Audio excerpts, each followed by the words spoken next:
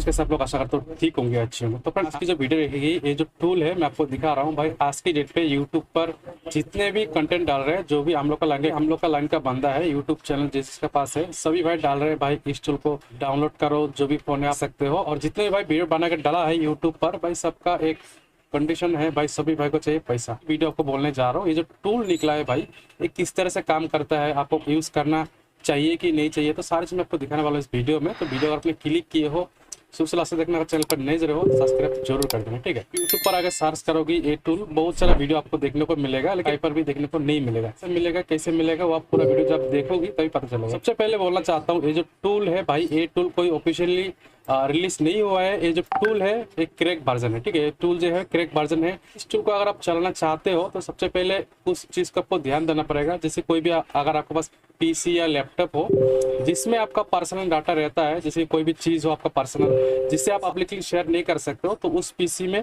Logging ना करे ये टूल, मैं आपको बोल रहा हूँ।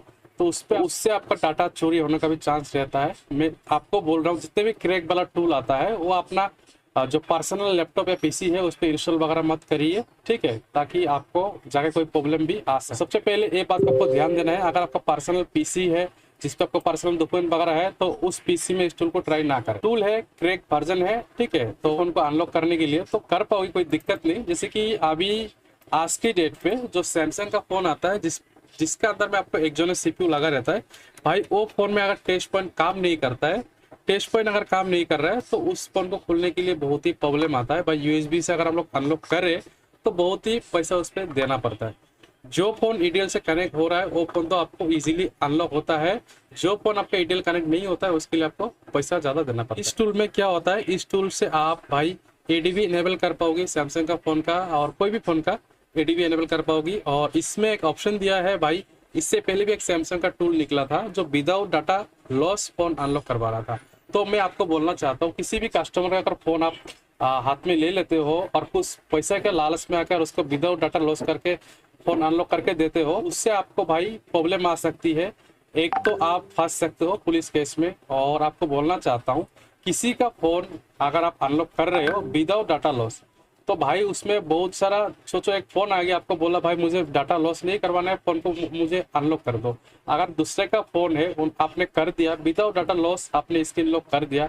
अगर किसी का भी फोन हो उसमें अगर उसका पर्सनली फोन हो, उसमें अगर उसका पर्सनल कोई फोटो वगैरह कोई भी चीज़ हो सकता है, तो उससे उसका भाई आप समझ सकते हो क्या क्या हो सकता है। तो वो चीज़ को आप लोग ना करें, दो पैसा का लालच में आके ऐसा काम ना करो जो इन फ्यूचर में जाकर आपको दिक्कत आ सकते हैं।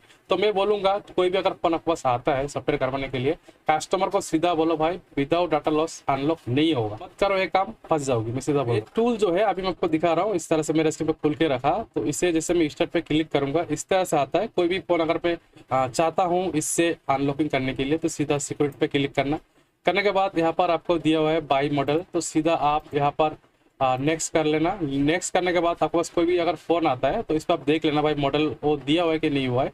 अगर मॉडल दिया रहता है तो आप यहाँ से ट्राई कर सकते हो, ठीक है, यहाँ से ट्राई कर सकते हो। एडीबी एनेबल कर देगा आपका फ़ोन का, उसका बाद आप किसी भी टूल से इसे आप बाईपास कर सकते हो, ठीक है। यहाँ पर किस तरह से फ़ोन कनेक्ट करना है वो भी यहाँ पर लिखा रहता है, ठीक है। इस तरह से कनेक्ट करना है वो भी इस पर, जैसे कि सैमसंग का ए तेरा फ़ोन में आपका एक जो उसका सीपीयू लगा रहता है, तो उससे हम लोग अनलॉक नहीं कर पाते। तो आप कर पाओगी यहाँ पर किस तरह से भाई, ये जो यहाँ पर लिखा है बाई चिपसेट, यहाँ पर जैसे क्लिक करोगी तो यहाँ पर बहुत सारा चिपसेट आपको देखने को मिलेगा। आप मत सोचना भाई इतना सारा चिपसेट दिखा रहा है, इतना मॉडल है ही नहीं भाई। ये जो चिपसेट है, जो सीपीयू लगा रहता है अपना फोन पर, सीरियल के सीपीयू कम से कम 10-50 से आता है, तो आप टारगेट कर सकते हो सीपीयू को सिलेक्ट करके, ठीक है। तो इस तरह से काम कर सकते हो। और दिया हुआ है सीपीयू, यहाँ पर आप सिलेक्ट करके भाई कर सकते हो कोई भी मॉडल को आप ब्रेक, ठीक है, ऐसे कर सकते हो।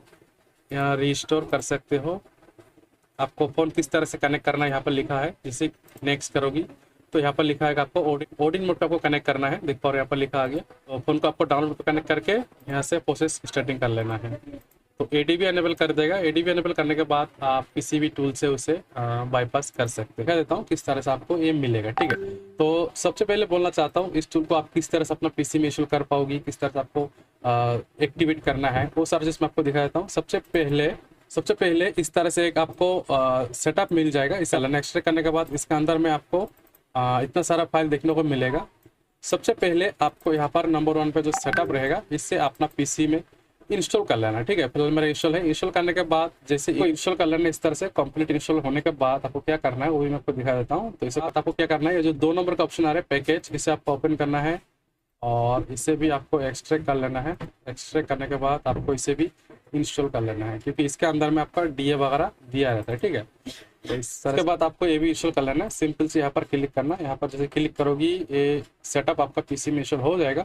उसी फोल्डर में जाके घुसेगा जो फोल्डर में आपका पहले वाला सेटअप इंस्टॉल हुआ था। ठीक है, सेटअप 1 वाला इंस्टॉल कर लेना, उसके बाद 2 नंबर, उसके बाद आगे का जो भी प्रोसेस रहेगा आप वीडियो पूरा देखते रहिए, आपको पता चल जाएगा।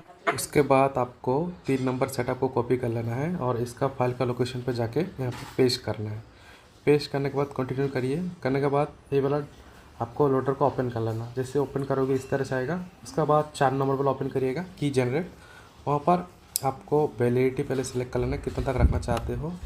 रखने के बाद नीचे में आपको वही हार्डवेयर आईडी डाल देना है और जनरेट कर लेना है। बस आपका टूल एक्टिवेशन डन। इस तरह से होता है।